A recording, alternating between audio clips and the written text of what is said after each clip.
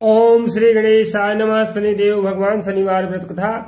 एक समय सूर्य, चंद्रमा, मंगल, बुध, बृहस्पति, शुक्र, शनि, राहु और केतु इन 9 ग्रहों में आपस में विवाद हो गया।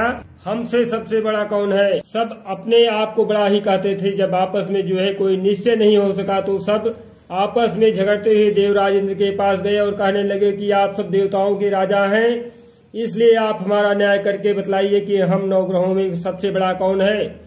देवराज इंद्र देवताओं का प्रश्न सुन करके घबरा गए और कहने लगे कि मुझ में यह सामर्थ्य हिम्मत नहीं है कि मैं किसी को छोटा या बड़ा बतला सकूं। मैं अपने मुख से जो है कुछ नहीं कह सकता हूं। हाँ, एक उपाय हो सकता है। इस समय जो है पृथ्वी पर राजा विक्रमादित्य दूसरों के दुखों का निवारण करने वाले हैं, इसलिए आप सब मिलकर के उन्हीं के पास जाएं। वही जो है आपके विवाद का निवारण कर सकेंगे। सभी ग्रह देवता देवलोक से चल करके भूलोक पृथ्वी पर आकर के राजा विक्रमादित्य के सभा में उपस्थित हुए और अपना अपना प्रश्न जो है राजा के सामने रखा। राजा विक्रमादित्य जो है ग्रहों की बात सुनकर के गहरी चिंता में पड़ गए कि मैं अपने मुख से जो है किसको छोटा और किसको बड़ा बतलाऊंगा। जिसको छोटा बताऊंगा वही क्रोध करेगा। उनका झगड़ा निपटाने के लिए जो है उन्होंने यह एक उपाय सोचा और सोना, चांदी, कांसा, पीतल, शीशा, रागा, जस्ता, अभ्रक और लोहा 9 धातुओं के आसन बनवाए। सब आसनों को क्रम से जो है जैसे सोना सबसे पहले और लोहा जो है सबसे पीछे बिछाया गया। इसके पश्चात राजा ने सब ग्रहों से कहा कि आप सब जो है अपना अपना आसन ग्रहण करिए। जिसका आसन जो है सबसे आगे होगा वह सबसे बड़ा होगा और जिसका आसन सबसे पीछे होगा वह सबसे छोटा जानिए। क्योंकि लोहा सबसे पीछे था और वह जो है संदेव का आसन था, इसलिए संदेव ने समझ लिया कि राजा ने मुझको सबसे छोटा बना दिया है। इस निर्णय पर संदेव को बहुत ही क्रोध आया। उन्होंने कहा कि राजा तो मेरे पराक्रम को नहीं जानता है। सूर्य एक राशि पर 1 महीना, चंद्रमा सब 2 महीने 2 दिन और मंगल जो है 1.5 महीने रहता है। बृहस्पति 13 महीने, बुध और शुक्र जो है 1-1 महीने विचरण करते हैं। परंतु मैं एक राशि पर 2.5 वर्ष से लेकर 7.5 साल तक रहता हूँ। बड़े बड़े देवताओं को मैंने भी पानी पिला दिया है, अर्थात भीषण दुख दिया है। राजन सुन लो, श्री रामचंद्र जी के ऊपर जब 7.5 आई और उन्हें वनवास हो गया, रावण पर भी जब आई 7.5 का प्रकोप, तब जो है राम जो है बांदरों की सेना लेकर के लंका पर चढ़ाई कर दी और रावण के कुल का नाश कर दिया। हे राजन, अब तुम सावधान रहना। राजा विक्रमादित्य ने कहा, जो कुछ भाग्य में होगा देखा जाएगा। इसके बाद अन्य ग्रह तो प्रसन्नता के साथ अपने अपने स्थान पर चले गए, परंतु संदेव का क्रोध के साथ जो है वहां से सिधारे। कुछ काल व्यतीत हो जाने पर राजा विक्रमादित्य की 7.5 की दशा आई तो संदेव घोड़ों का सौदागर बन करके अनेक सुंदर घोड़ों के सहित जो है राजा विक्रमादित्य की राजधानी में आए। जब राजा ने घोड़ों के सौदागर को आने की खबर सुनी तो अपने सुपाल को अच्छे अच्छे घोड़े खरीदने की आज्ञा दी। या सुपाल जो है अर्थात घोड़े का रक्षक जो है ऐसी अच्छी नस्ल के घोड़े को देख करके और उसका मूल्य सुनकर चकित हो गया और तुरंत ही राजा को खबर दी कि राजा विक्रमादित्य उन घोड़ों को देख करके हैरान रह गए, चकित रह गए, दंग रह गए। अच्छा घोड़ा चुन करके सवारी के लिए उस पर चढ़े। राजा की पीठ पर चढ़ते ही घोड़ा तेजी से भागा और घोड़ा बहुत दूर घने जंगल में जाकर के राजा को छोड़ करके अंतर ध्यान हो गया। इसके बाद राजा विक्रमादित्य अकेला जंगल में भटकता रहा। भूख और प्यास से दुखी राजा ने भटकते भटकते एक ग्वाले को देखा। ग्वाले ने राजा को प्यास से व्याकुल देख करके पानी पिलाया। राजा की अंगुली में एक अंगूठी थी, वह अंगूठी उसने निकालकर प्रसन्नता के साथ ग्वाले को दे दी और स्वयं शहर की ओर चल दिए। राजा शहर में जाकर के एक सेठ की दुकान पर जाकर बैठ गया और अपने आप को उज्जैन का रहने वाला तथा अपना नाम बीका बतलाया। सेठ ने उसको एक कुलीन मनुष्य समझ करके जल दिया, पानी पिलाया, कुछ खिलाया पिलाया। भाग्यवश उस दिन जो है सेठ की दुकान पर बहुत अधिक बिक्री हुई। तब सेठ उसको जो है भाग्यवान पुरुष समझ करके भोजन कराने के लिए अपने साथ अपने घर ले आया। भोजन करते समय राजा विक्रमादित्य ने एक आश्चर्यजनक घटना देखी। जिस खूंटी पर जो है हार लटका था वह खूंटी उस हार को निकल रही थी। भोजन के पश्चात जब सेठ कमरे में आया तो उसे कमरे में हार नहीं मिला।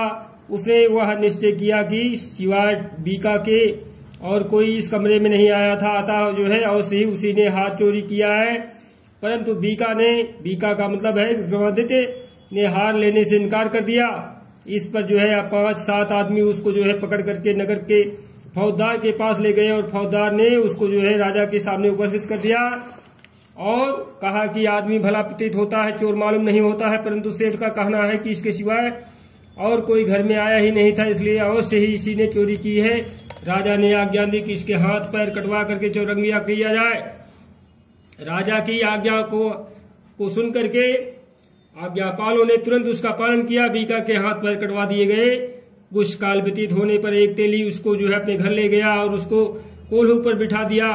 बीका उस पर बैठा हुआ जो है अपनी जवान से बैल हाँकता रहा। इस काल में राजा की शनि की दशा समाप्त हो गई। वर्षा ऋतु के समय वह मल्हार राग में गाने लगा। यह राग सुनकर के उस शहर की राजकन्या की जो है मनभावनी उस राग पर मोहित हो गई। राजकन्या ने राग गाने वाले की खबर लाने के लिए अपनी दासी को भेजा। दासी सारे शहर में घूमती रही। जब वह तेली के घर के निकट से निकली तब क्या देखती है कि एक तेली के घर में चौरंगिया राग गा रहा है। दासी ने लौट करके राजकुमारी को सब वृत्तांत सुना दिया। बस उसी क्षण राजकुमारी मनभावनी ने अपने मन में यह प्रण कर लिया कि चाहे जो कुछ भी हो, मैं इस चौरंगिया के साथ ही विवाह करना चाहूंगी। निश्चय कर लिया। प्रातः काल होते ही जब दासी ने राजकुमारी मनभावनी को जगाना चाहा तो राजकुमारी अनशन में व्रत लेकर के पड़ी रही। दासी ने रानी के पास जाकर के राजकुमारी के न उठने का वृत्तांत सारी कथा समाचार सुनाया। रानी ने वहां जाकर के राजकुमारी को जगाया और उसके दुख का कारण पूछा। राजकुमारी ने कहा कि माताजी, मैंने यह प्रण कर लिया है कि तेली के घर में जो चौरंगिया है मैं उसी के साथ विवाह करूंगी। माता ने कहा, पगली, तू यह क्या कर रही है? तुझे किसी देश के राजा के साथ परिणय किया जाएगा। कन्या कहने लगी कि माताजी, मैं अपने मन में प्रण कर चुकी हूँ, उस प्रण को कभी नहीं तोड़ूंगी। माता ने चिंतित होकर के यह बात महाराज को बताई। महाराज ने भी आकर के उसे समझाया कि मैं अभी देश देशांतर में अपने दूत भेज करके सुयोग्य रूपवान एवं बड़े से बड़े गुणी राजकुमार के साथ तुम्हारा विवाह करूंगा। ऐसी बात तुम्हें कभी नहीं विचारनी चाहिए, मन में सोचनी चाहिए। परंतु राजकुमारी ने कहा, पिताजी, मैं अपने प्राण त्याग दूंगी परंतु किसी दूसरे से विवाह नहीं करूंगी। यह सुनकर के राजा ने क्रोध से कहा, यदि तेरे भाग्य में ऐसा ही लिखा है तो जैसी तेरी इच्छा हो वैसा ही करना। राजा ने तेली को बुला करके कहा कि तेरे घर में चौरंगिया है, उसके साथ मैं अपनी कन्या का विवाह करना चाहता हूँ। तेली के ने कहा, महाराज, यह कैसे हो सकता है? कहाँ आप जो है हमारे राजा हैं और कहा मैं एक नीच तेली हूँ। कहाँ राजा भोज, कहाँ गंगू? तेली की घटा उसने दे दिया। राजा ने कहा कि भाग्य के लिखे को कोई नहीं टाल सकता है, अपने घर में जाकर के विवाह की तैयारी करो। राजा ने सारी तैयारी कर तोरण और वृंदावन लगवा करके राजकुमारी का विवाह जो है चौरंगिया के साथ कर दिया। रात्रि को जब विक्रमादित्य और राजकुमारी महल में सोए थे तो आधी रात के समय शनिदेव ने विक्रमादित्य को स्वप्न में दर्शन दिया और कहा कि हे राजा, कहो मुझको छोटा बतलाकर तुमने कितना दुख उठाया है। राजा ने शनिदेव से क्षमा मांगी। शनिदेव ने राजा को क्षमा कर दिया और प्रसन्न होकर के विक्रमादित्य को हाथ पैर वापस कर दिए। तब राजा विक्रमादित्य ने शनिदेव से प्रार्थना की, महाराज, मेरी प्रार्थना स्वीकार करें। जैसा दुख जो है आपने मुझे दिया है वैसा और किसी को ना देना। शनिदेव ने कहा, तुम्हारी यह प्रार्थना स्वीकार है। जो मनुष्य मेरी कथा सुनेगा वह कहेगा उसके सारी मेरी दशा जो है 7.5 की समाप्त हो जाएगी। कभी किसी प्रकार का कोई दुख नहीं होगा और जो जरूरत होगी वह मैं पूरा करूंगा और मेरा ध्यान करेगा या चींटियों को आटा कभी डालेगा, उसके सभी मनोरथ पूर्ण होंगे। इतना कह करके शनिदेव अपने धाम को चले गए। राजकुमारी जब मनभावनी की आंखें खुली तो और चौरंगिया को हाथ पैर से युक्त देखा तब वह आश्चर्यचकित हो गई। उसको देख करके राजा विक्रमादित्य ने अपनी समस्त हाल कहा कि मैं उज्जैन का राजा विक्रमादित्य हूँ। यह घटना सुनकर के राजकुमारी अत्यंत प्रसन्न हुई। प्रातः काल राजकुमारी ने उसकी सखियों के साथ जो है पिछली रात का हाल चाल पूछा तो उसने अपने पति का समस्त वृत्तांत का सुनाया। तब उसने जो है सबसे प्रसन्नता पूर्वक जाकर के यह बात प्रकट किया कि ईश्वर ने आपकी मनोकामना पूर्ण कर दी है। जब उस सेठ ने यह घटना सुनी तो वह राजा विक्रमादित्य के पास आया और उसके पैरों पर गिर करके क्षमा मांगने लगा कि आप जो है आपके ऊपर मैंने चोरी का झूठा आरोप लगाया था। आप मुझे जो दंड देना चाहे वह दंड दीजिए, मैं इसे स्वीकार है। राजा ने कहा, मुझ पर संदेह के प्रकोप था, इसी कारण यह सब दुख मुझे प्राप्त हुआ है। इसमें तुम्हारा कोई दोष नहीं। तुम अपने घर जाकर के अपनी कार्य को पूरा करो, तुम्हारा कोई अपराध नहीं है। सेठ बोला, महाराज, मुझे तभी शांति मिलेगी जब आप मेरे घर चल करके प्रीत पूर्वक भोजन करेंगे। राजा ने कहा, जैसी आपकी इच्छा है वैसा ही करेंगे। सेठ ने अपने घर जाकर के अनेक प्रकार के सुंदर व्यंजन बनवाए और राजा विक्रमादित्य को प्रीति भोजन दिया। जिस समय राजा भोजन कर रहे थे वहां एक अत्यंत आश्चर्यजनक घटना सबको दिखाई दी। जो खूंटी पर पहले हार निकल गई थी वह सब जो है हार उगल रही थी।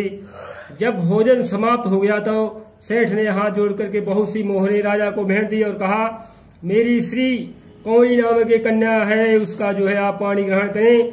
राजा विक्रमादित्य ने उसकी प्रार्थना स्वीकार कर ली। तब सेठ ने अपनी कन्या का विवाह जो है राजा के साथ कर दिया और बहुत सारा दान दहेज दे करके विदा किया। कुछ दिन तक इस प्रकार से राजा राज्य में निवास करने के पश्चात राजा विक्रमादित्य ने अपने ससुर से राजा से कहा कि अब मेरी जो है उज्जैन जाने की इच्छा है, अर्थात मैं अपनी नगरी को जाऊंगा। कुछ दिन बाद विदा लेकर के राजकुमारी मनभावनी श्रेष्ठ की कन्या श्री कौरी तथा दोनों जगह दहेज में प्राप्त अनेक प्रकार के दास दासी नौकर चाकर रुपया पैसा रथ पालकियों के साथ राजा विक्रमादित्य जो है उज्जैन की तरफ चले। जब वह शहर के निकट पहुंचे और पूर्ववासियों ने राजा को आने का संवाद सुना तो उज्जैन की समस्त प्रजा जो है ग्वानी के लिए आई। प्रसन्नता से जो है राजा अपने महल में पधारे। सारे नगर में भारी उत्सव मनाया गया और रात्रि को दीपमाला की गई। दूसरे दिन राजा ने अपने पूरे राज्य में घोषणा करवाई कि संदेवता सब ग्रहों में सर्वोपरि है, मैंने इनको छोटा बतलाया है, इसी से मुझको यह दुख प्राप्त हुआ है। इस प्रकार सारे राज्य में संदेव की पूजा और कथा होने लगी। राजा और प्रजा अनेक प्रकार के सुख भोगती रही। जो कोई संदेव भगवान की इस कथा को पढ़ता है या सुनाता है, संदेव की कृपा से उसके सब दुख दूर हो जाते हैं। व्रत के दिन जो है संदेव की कथा को पाठ अवश्य करना चाहिए। ओम शांति ओम शांति ओम शांति। श्री संदेव जी की आरती। जय जय शनिदेव महाराजा, जन के संकट हरने वाले, तुम शौर्य पौत्र बलधारी, भय मानत दुनिया सारी जी। साधत हो दुर्लभ काज, तुम धर्म राज के भाई, जम क्रूरता पाई जी, गन गर्जन करते आवाज, तुम नील देव विकरारी जी, मानत है दुनिया सारी जी। भैंसा पर करत सवारी जी, कर लोहा गदा रहे साज, तुम विभूति रंग बनाओ जी, निर्धन सिर छत्र धराओ जी। समर्थ हो करन मम काज, राजा को राज मिटाओ जी।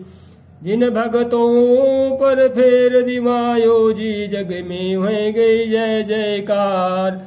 तुम हो स्वामी हर चरणन सिर करत नमामि जी, पूर्वो जन जन की आस, यह पूजा देव तिहारी जी। जय जय श्री शनिदेव महाराज। हम करत दीन भाव ते प्यारी जी, अंगीकृत करो कृपाल जी। प्रभु सुध देश निहारो जी, क्षमिए अपराध हमारो जी। है हाथ तिहारे ही लाज, हम बहुत विपत्ति घबराए जी। शरणागति तुम्हारी आए जी, प्रभु सिद्ध करो सब काज। यह विनय कर जोर कर भक्तों सुनाऊं जी, तुम देवन के सिरताज। जय जय श्री शनिदेव प्रभु, करिए मन की याद। जय श्री शनिदेव भगवान की।